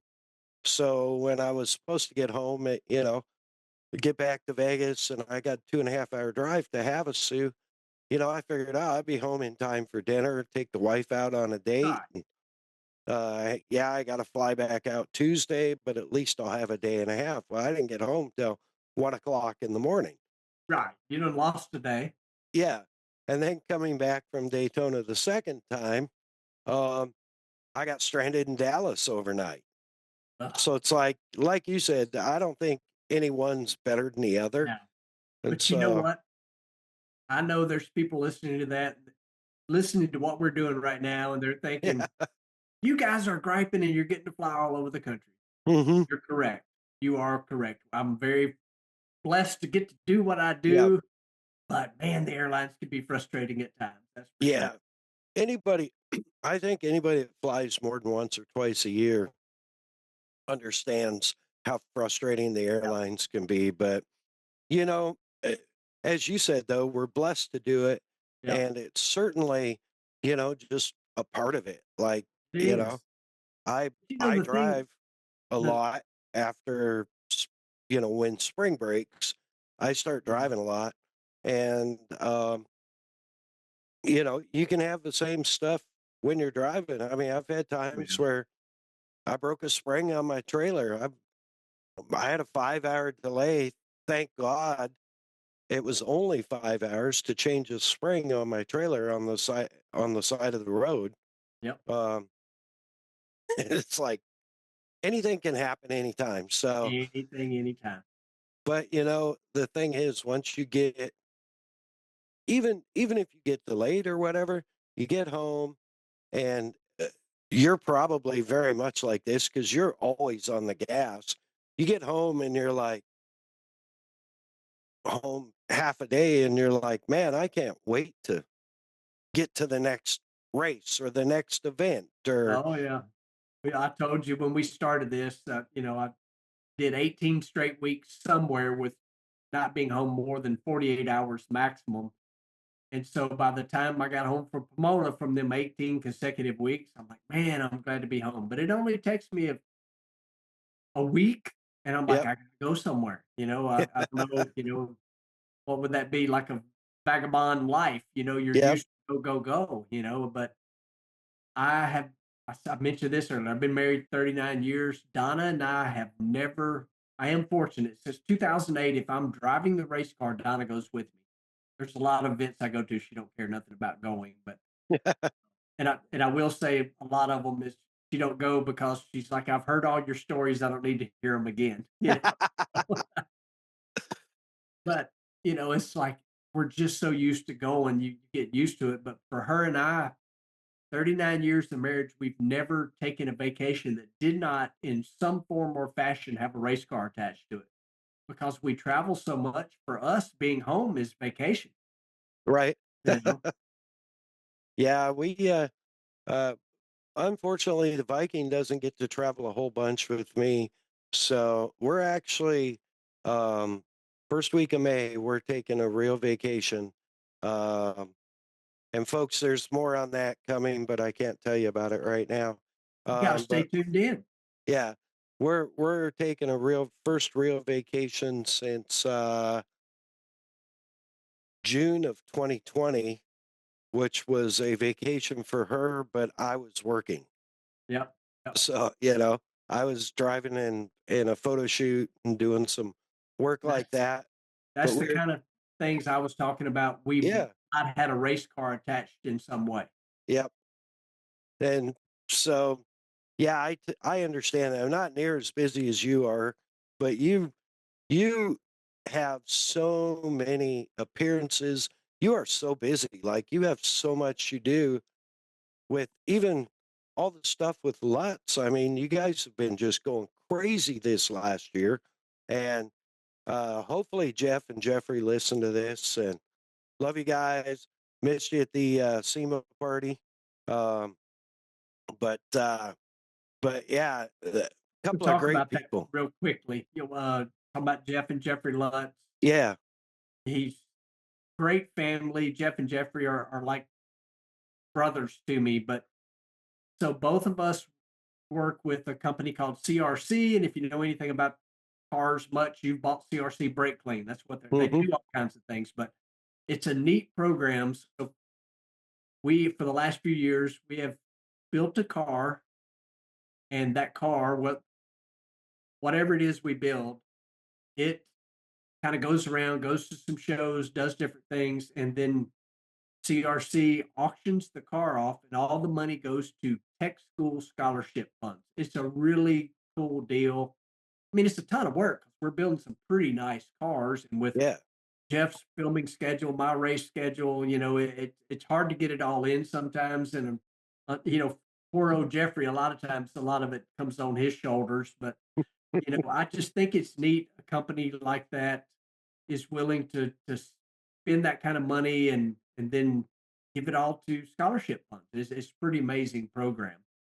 Well, and really, I mean, I don't want to start a whole brush fire, but we need more of that.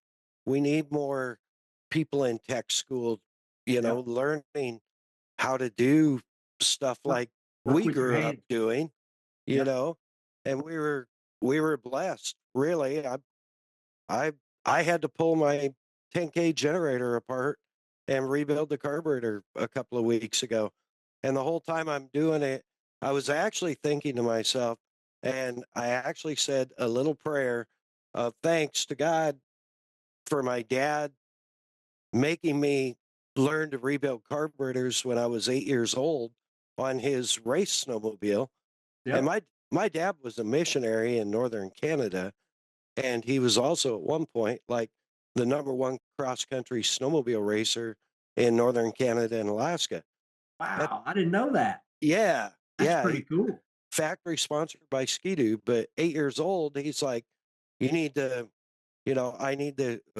This has dual carbs, and we got to have a spare set in case we get water or something and it freezes up. So you need to go through and rebuild these. And I'm like, how do I do that? Yeah. There's the tools, there's the workbench. When you get it apart, look for a problem. And it's like, Okay. yeah. But now here I am, laying in my carport, tearing apart a generator that I'm like, I have no business working on this thing, but yet she runs great. So, Yeah.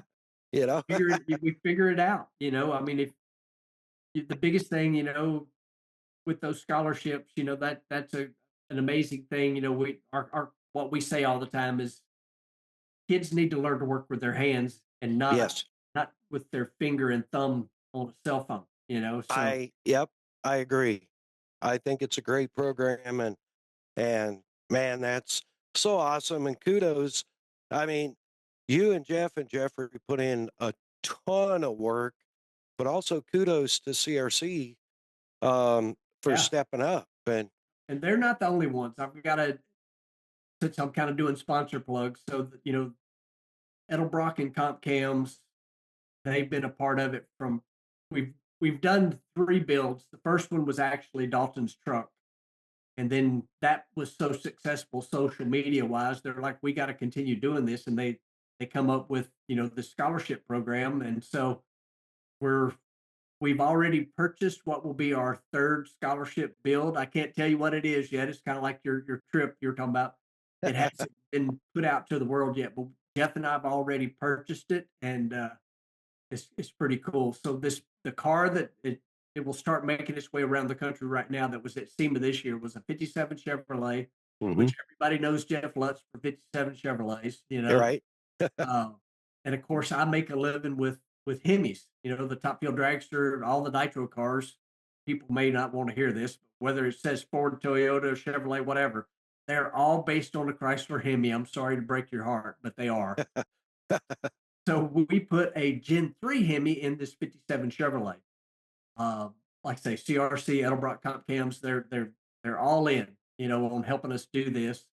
Well, this gentleman that I've known for many years, he actually built the motor in Dalton's truck, is Mike Copeland. Well, he's got some technology that's never been sold, and he developed this with another gentleman, but he volunteered to be a part of this program. This 57 Chevrolet runs on hydrogen.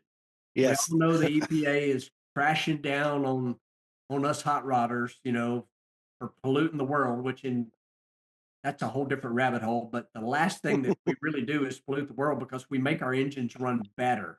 They run, Right. but anyway, so this 57 Chevrolet runs on hydrogen, and it will be the first ever non-OE car that runs on hydrogen to be sold. And Wow.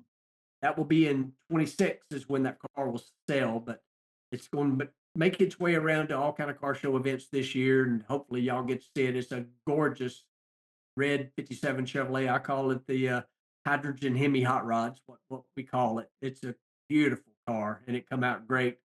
And you raise the hood on it. If you're up close, you look at it, you're like, okay, looks like a brand new vehicle. You raise the hood, it's got this modern engine, all this modern stuff. And then you step back, you go, that's a 57 Chevrolet. It's Yeah, but when you're up close, it looks like it should be there. It's pretty cool. that's awesome. That's awesome. And what a great program. And they can find more info. Our fans can find more information about that, probably just on your social media. My social media, Jeff's social media, crcindustries.com. They've got a whole web page dedicated to the cars that we've built. But you can follow me and Jeff on YouTube is if you really want to dig into what we're doing. Every one of those builds, there's a playlist, and you can just go through there and watch from day one to SEMA show. It's pretty cool. The social media thing is something I never thought I would be deep into as I am, but Rick Ware has social media people, but if it's got my name on it, it's me. I do it all myself, including filming and editing all the YouTube videos.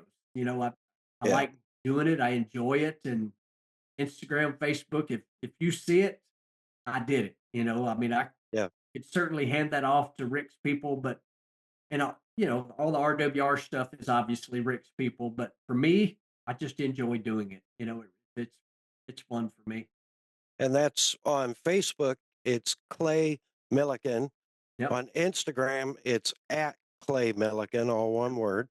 Yep. And then Lutz is at Lutz Race Cars on Instagram.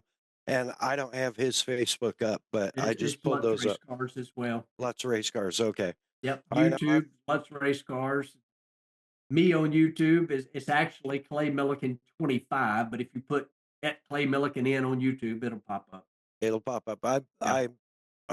I know I follow that because I've seen a bunch of stuff recently, but it's but lately my YouTube has been dedicated to the Dakar channel. So Oh yeah. That I've, time. yeah, I've got some kids. There again, I call them kids, but Yep. they were kids that I sponsored when I worked for Muzzy's over Okay. at Rob Muzzy Racing, Muzzy's Performance. And one of them, I was his first sponsor, and he was 11 years old, racing a Razor 170, and he is racing for Toyota Gazoo Racing Wow. in the Ultimate T1 Plus class. And the other one I started sponsoring, I think, when he was 13, and Mitch Guthrie and Seth Yeah. Quintero. Yeah, Wow. those are my boys. I've got to follow.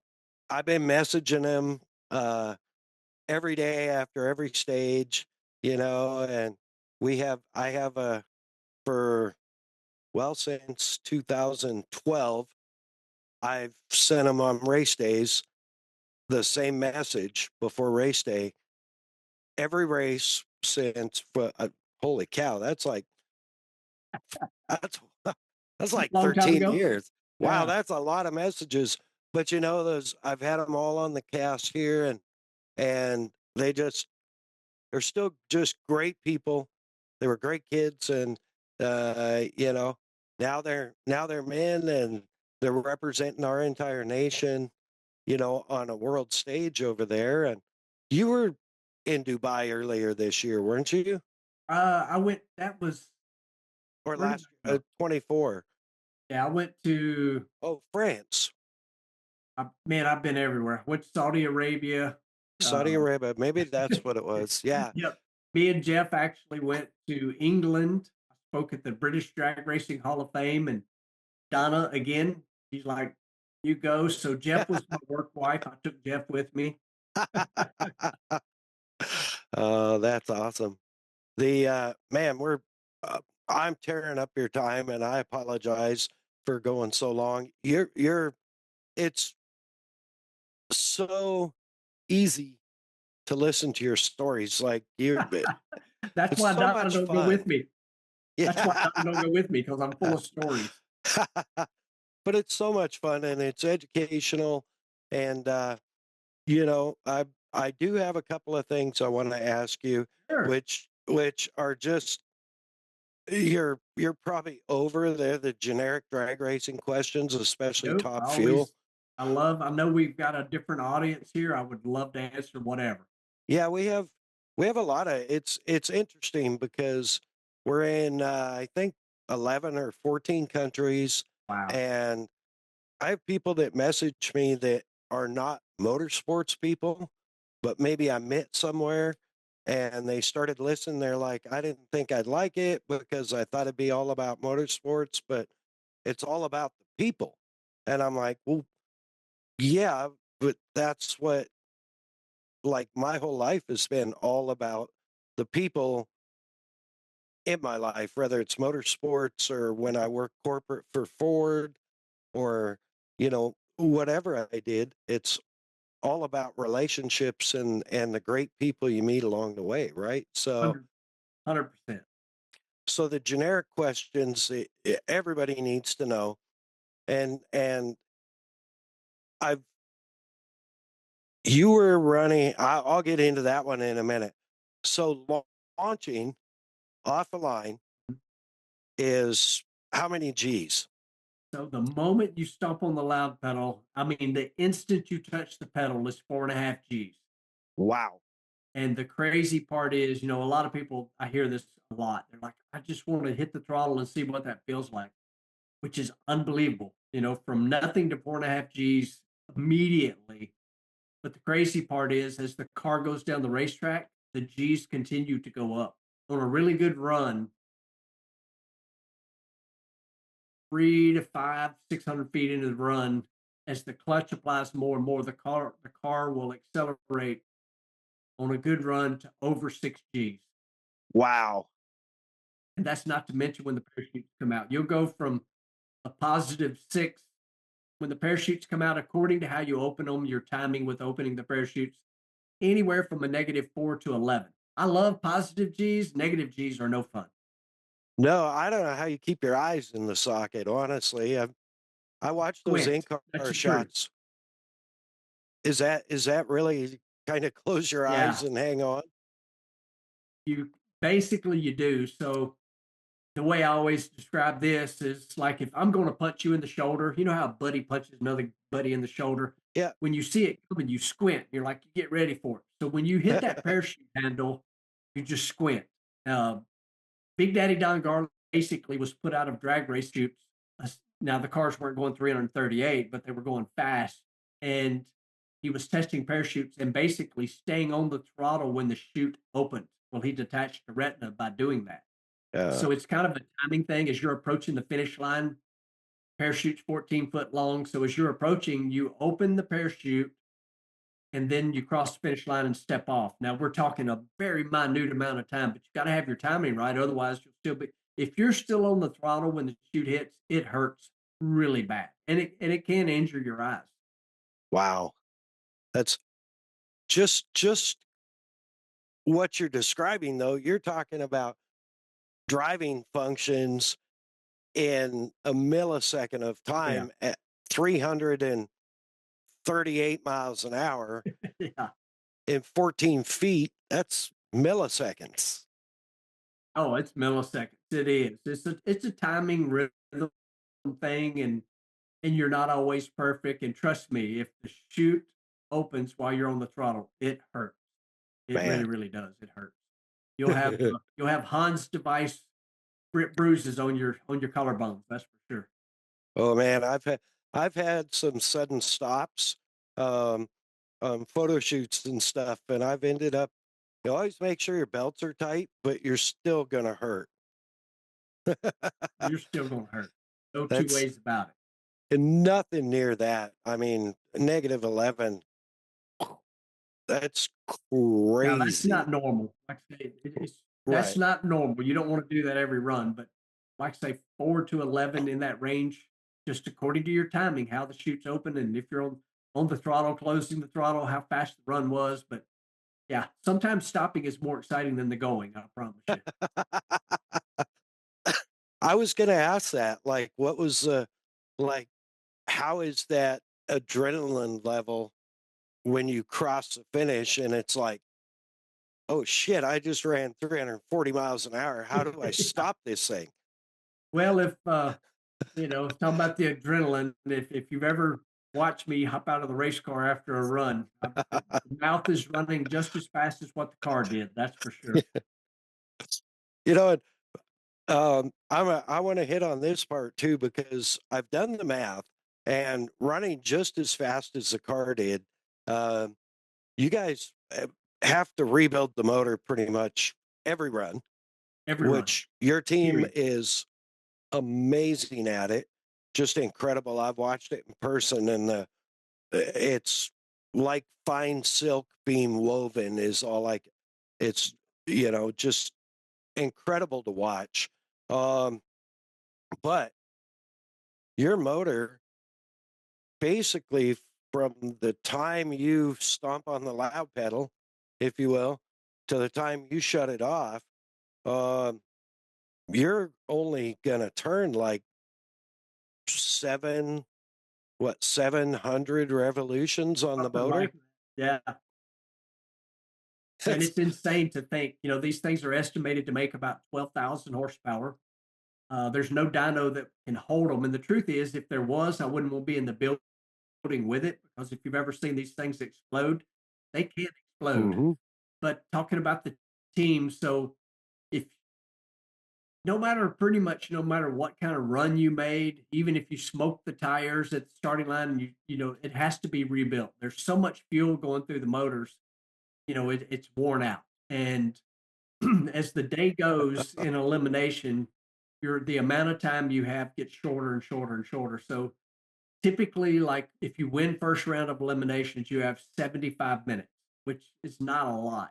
We're talking, No. 8 rods and pistons in and out, main bearings, cylinder heads, supercharger, clutch, tires, fuel, and warm it up before you go back up there. Now, by the time you get to the final round, we've done this. I mean, the team did it in 42 minutes because we were on live television. And when it's time to go, when it comes out of commercial, you better be there, because they're going to start the car up in the other lane. So it's a NASCAR pit stop on steroids, basically, because it's not 4 tires, fuel, a wedge adjustment, and rip a tear off. It is 2 tires, a complete engine rebuild and fuel.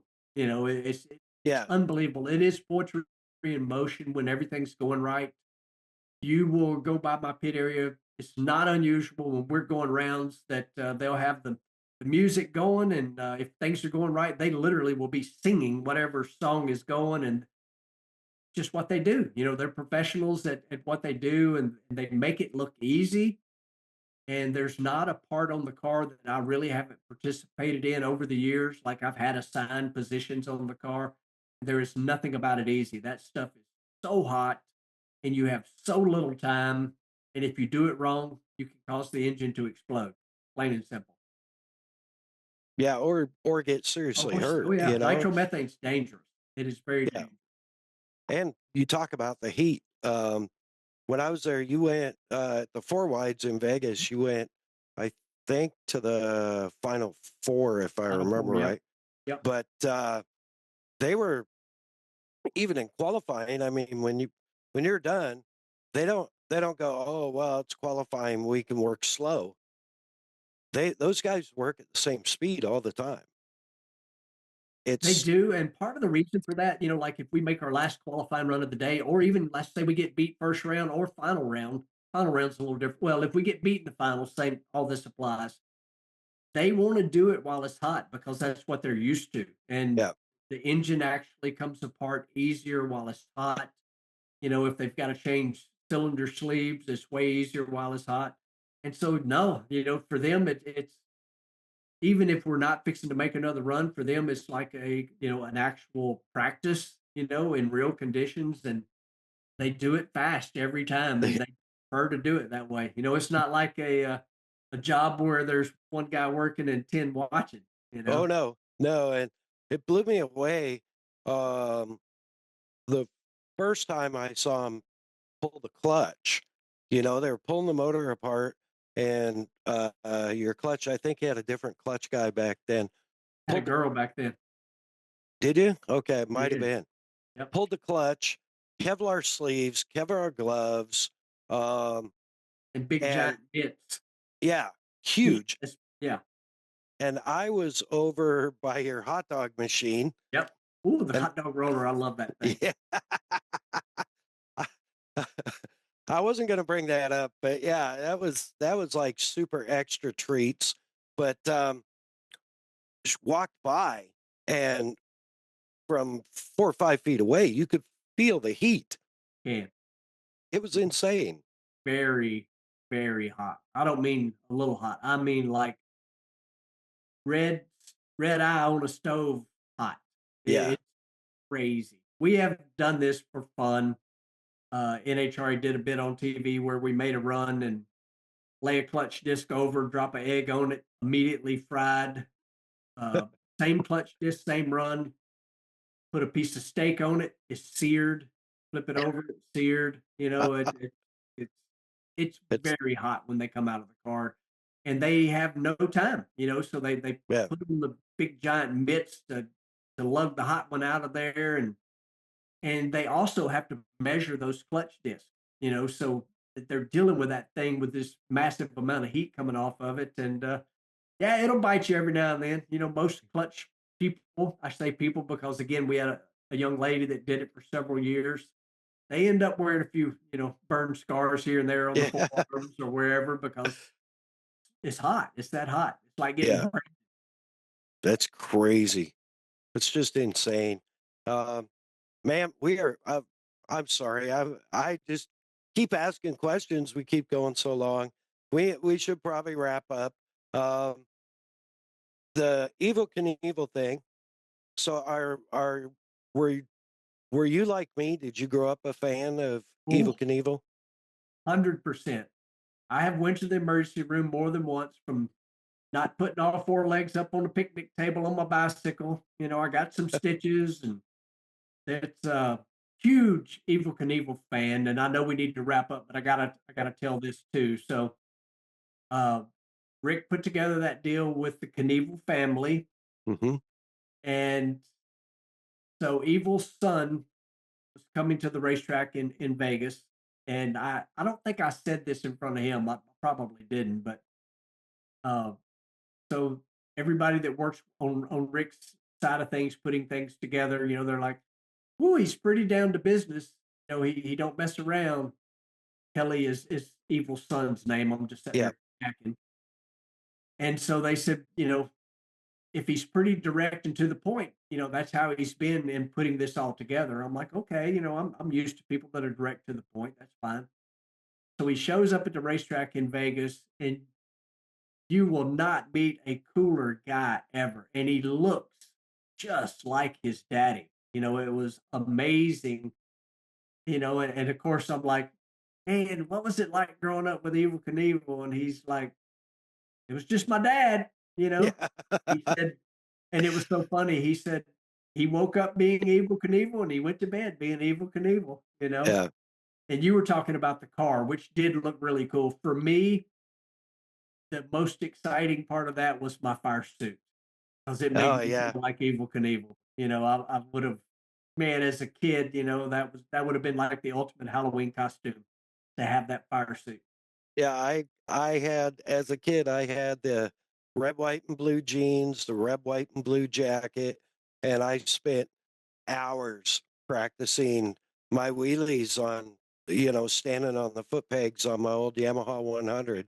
Because, I took my old open face helmet and my snowmobile helmet and painted it red, white, and blue like Evil Knievel.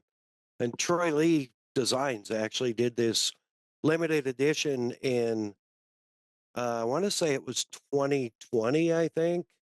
And the Viking was hunted one down and bought me the limited edition Troy Lee helmet, That's cool. the full kit, the gloves. They didn't offer pants, but I have the gloves. I have the jersey. I've never worn the jersey in public. Um, it's in its special place, Yep.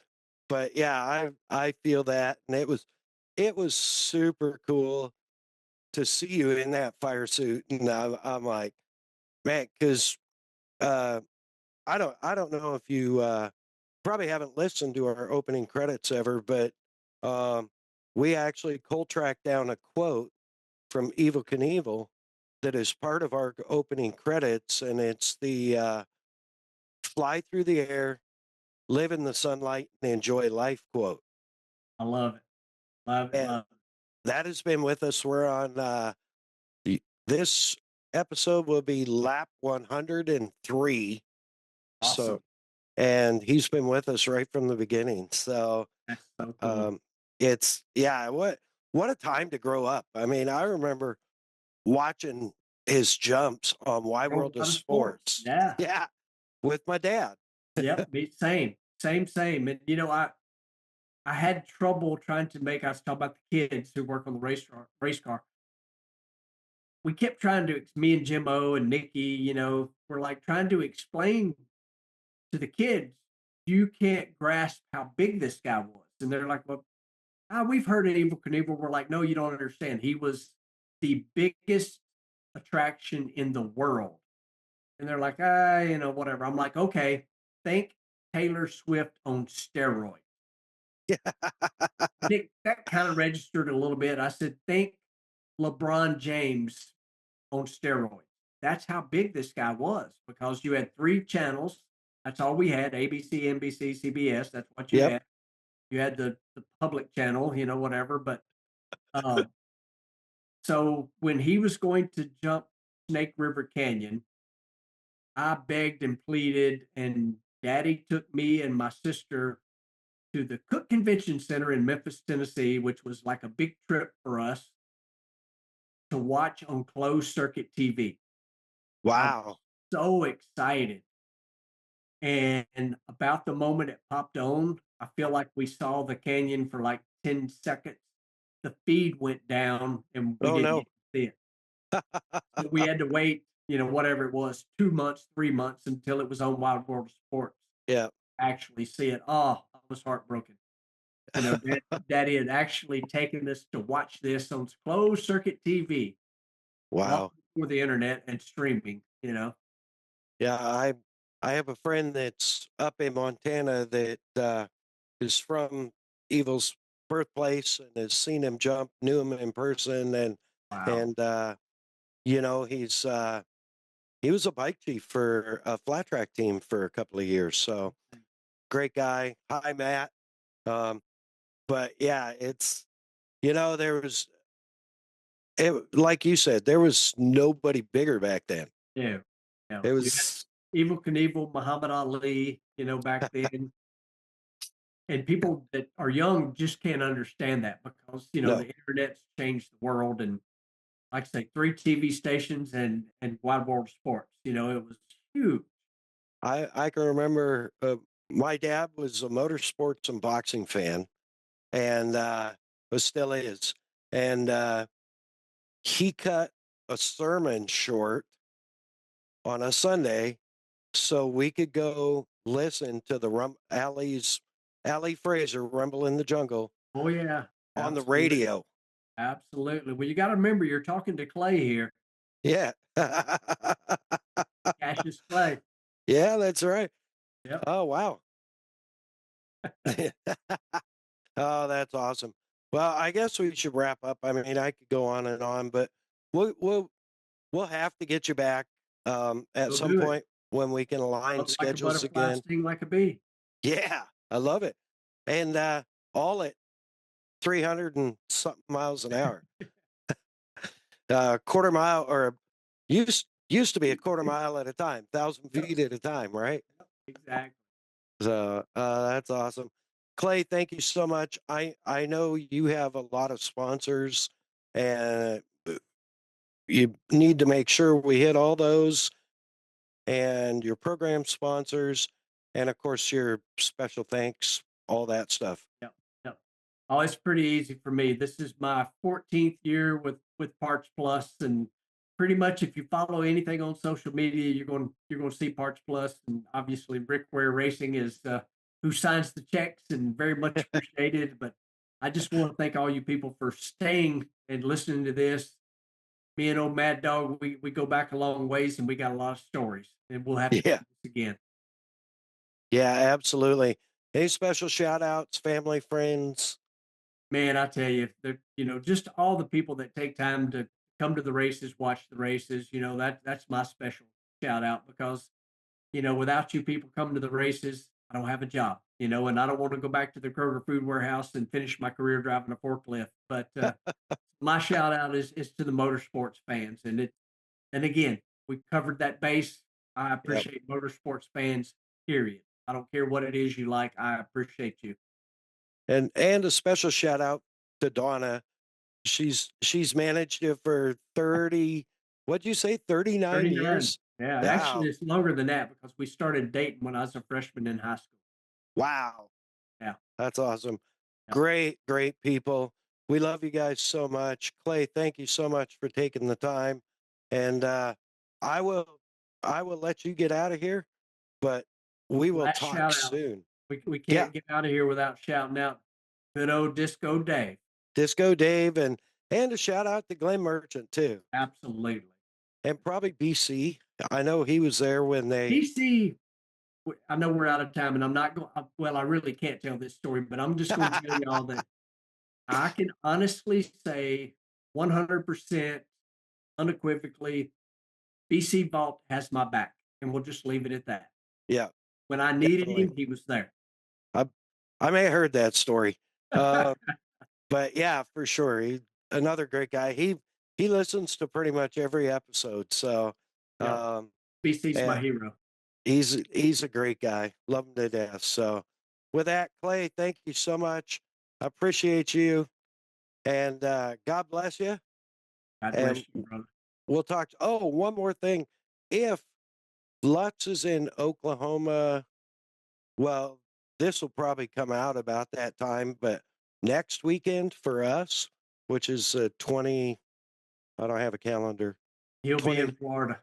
I was going to say, you come out, hook up with him and come out to the arena cross in Guthrie, Oklahoma.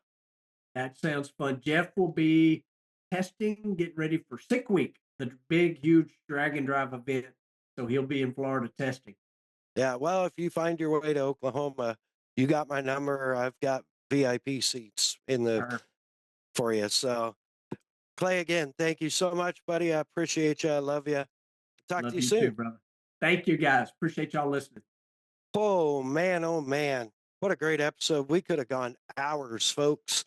Clay Millican, he's just such a nice guy, such a great person, such a huge personality. Go give him a like and follow over on Instagram at Clay Millican or Facebook Clay Millican. So grateful for our sponsors, Kicker Performance Audio.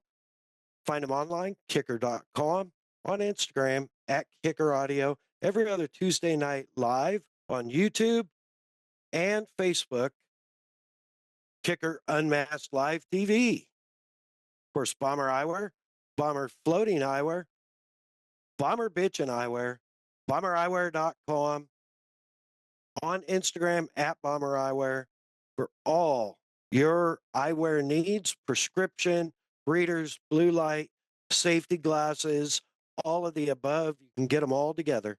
Bombereyewear.com.